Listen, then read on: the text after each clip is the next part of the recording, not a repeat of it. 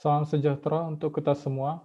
Kami dari kelompok 1 akan menerangkan proyek kami, yaitu Predict Compression Strength of Concrete. Kelompok kami terdiri dari saya, Rainer Osman Saputra Tampu Bolon, Ishak Jefferson Panjaitan, dan rekan saya, Ivan Felix Sinaga. Latar belakang kami melakukan proyek ini adalah penggunaan material beton dalam proses konstruksi bangunan semakin populer di masa dewasa ini, dikarenakan kualitas ketahanan dan kekuatannya yang cukup mumpuni dibanding material lainnya. Namun, untuk membangun sebuah konstruksi bangunan yang baik, harus dilakukan sebuah uji tes kekuatan beton yang memakan proses cukup lama dan bersifat destruktif. Hal ini mengakibatkan proses konstruksi memakan waktu dan sumber daya yang lebih banyak. Tujuan kami melakukan proyek ini adalah untuk mendapatkan metode demi memangkas waktu yang dibutuhkan dalam tes kekuatan tekan beton. Metode yang akan kami gunakan adalah algoritma neural network. Algoritma neural network adalah algoritma yang mencari solusi dengan merepresentasikannya ke dalam bentuk jaringan saraf biologis. Model neural network dikategorikan ke dalam model klasifikasi dan model regresi. Oleh karena itu, metode ini banyak digunakan untuk masalah yang berhubungan dengan prediksi nilai ataupun klasifikasi.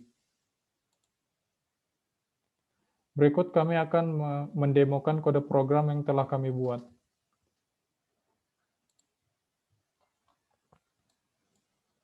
Jadi yang pertama kita akan melakukan import library seperti NumPy, Pandas, Matplotlib, sklearn, Keras, dan TensorFlow untuk melakukan processing data. Kemudian kita input data yang telah kita sediakan, yaitu concrete data S. Kemudian kita lihat terlebih dahulu datanya yang terdapat pada Excel tersebut. Di sini bisa kita lihat bahwa penamaan kolom yang digunakan itu terlalu rumit, sehingga kita melakukan rename agar penamaan kolomnya lebih mudah ketika diubah menjadi grafik. Berikut ini data yang telah diubah nama-nama kolomnya. Kemudian untuk data exploration, kita melihat di sini di data.dtypes bisa kita lihat tipe-tipe data yang akan kita gunakan. Untuk data.info kita bisa melihat informasi data yang akan kita gunakan seperti terdapat 1030 data yang akan kita gunakan. Kemudian ini untuk melihat deskripsi datanya. Di sini kita melihat kembali data yang akan kita gunakan. Kemudian kita di sini melakukan pemisahan dari data independen dengan data dependen. Di sini dapat kita lihat bahwa data yang independen berupa semen, blast furnace slag, fly ash, water, super plasticizer, coarse aggregate, fine aggregate, dan age. Sedangkan data dependen adalah concrete compressive strength. Di sini bisa kita akan mengubahnya ke dalam grafik. Bisa kita lihat grafik dari masing-masing variabel. Kemudian di sini untuk missing value treatment kita akan mengatasi nilai-nilai yang kosong. Namun karena di data kita tidak ada nilai kosong, jadi tidak perlu dilakukan tindakan yang lebih lanjut. Kemudian di sini di data transformation kita mengubah data-data yang ada untuk mengurangi interval antar data. Karena jika jarak antar data terlalu jauh nilainya, maka model yang kita hasilkan juga akan semakin jelek.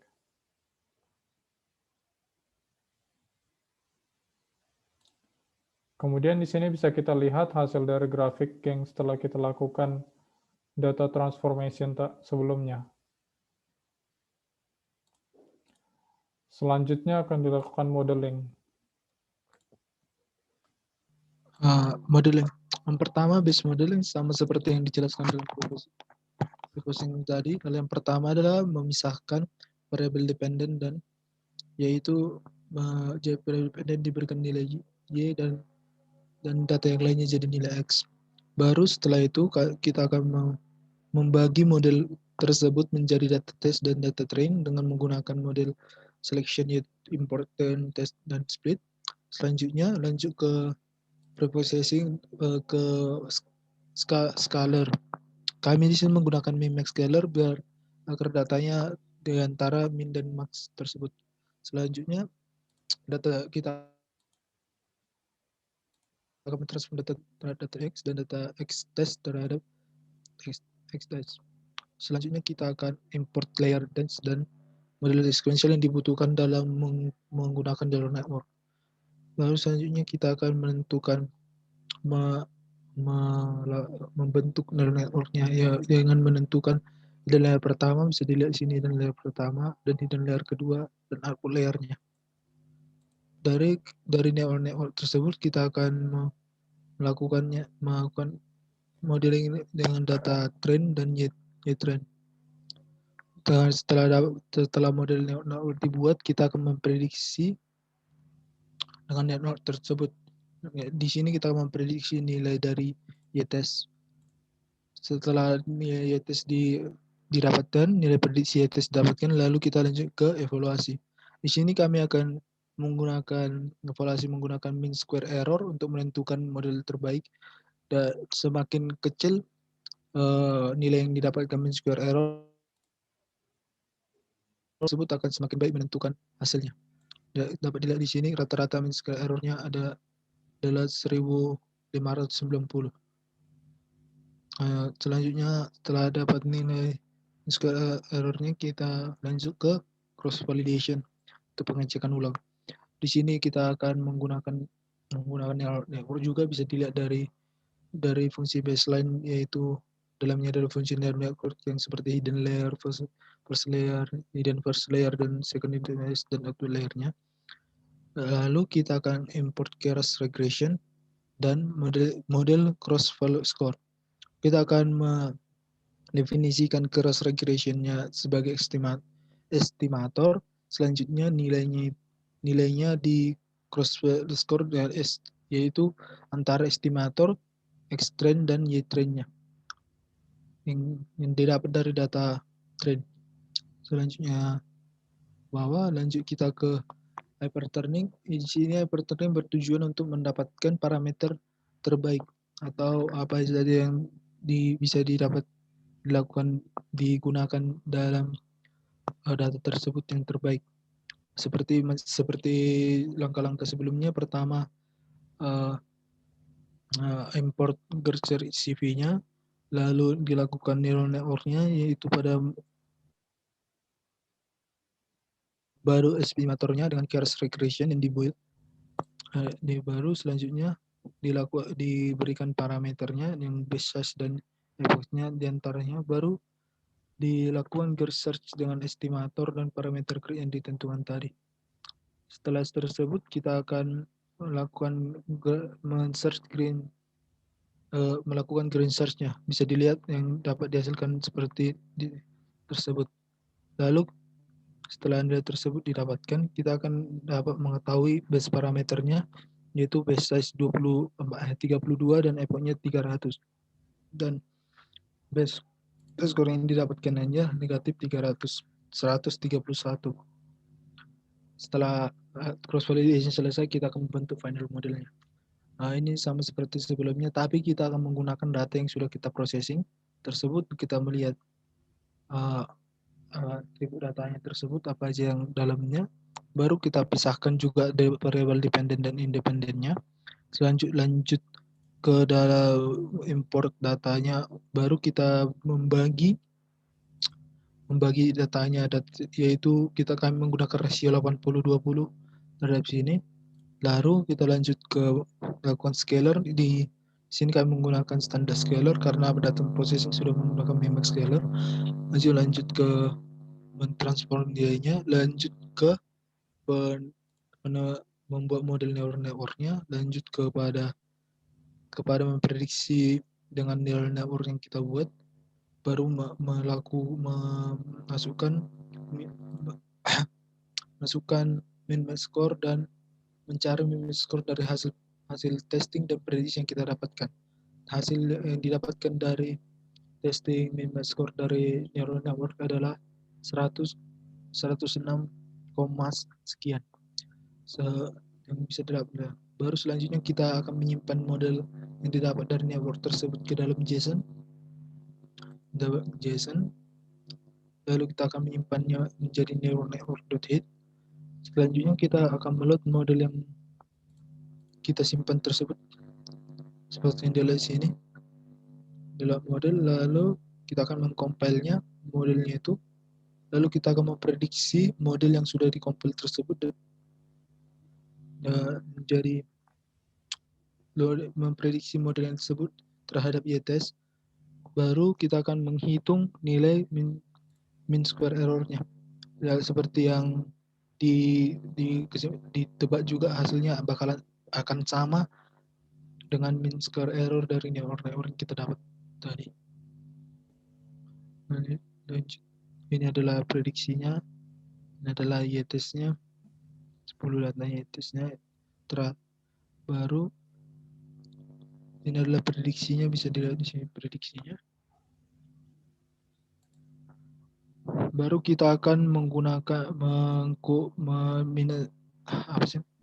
melakukan perkurangan dari y-test dan dari prediksi untuk MPR-nya. Kita akan mendapatkan array seperti berikut hasilnya. Baru kami juga menggunakan model lain untuk mencari apakah hasil yang didapatkan dari neural network sudah baik. Kami pertama menggunakan model gradient boosting regressor. Seperti biasa, sama langkah-langkahnya. Yang pertama, mengimport model library yang akan digunakan, baru membentuk modelnya, baru melakukan modelnya terhadap data train yang sudah kita buat, baru memprediksi model tersebut, lalu menghitung mean square error dari model dan prediksi yang didapatkan dari model tersebut. Pada model gradient boosting regressor ini didapatkan 35, sekian. Di sini kita juga melihat hasilnya terhadap nilai dari segala atribut yang ada pada data kita. Baru kita akan melihat model terbentuknya. Lanjut ke linear regression. Sama seperti step tadi ya, import linearnya, masukkan modelnya, baru hitung square error-nya. Seperti yang kita lihat di sini didapatkan 103, sekian. Lanjut ke random forest, masih sama langkahnya, yaitu import, baru membuat modelnya, lanjut ke membuat modelnya terhadap datanya, lanjut hitung square. Seperti kita lihat data random forest ini cukup baik, yaitu 25, sekian, dan bisa dilihat feature score yang didapat dari setiap data. Baru kami juga menggunakan vector machine seperti sama, masih angkanya seperti import library, buat modelnya, lakukan model terhadap data, baru hitung scalarnya, yaitu 89%, sekian. Dari percobaannya itu kami mendapat kesimpulan bahwa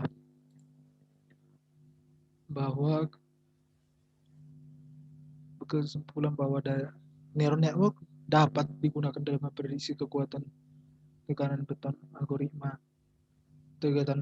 namun algoritma ini masih kurang baik dibandingkan gradient boosting yang mendapatkan 30 nilai 30 dan random forest yang 25.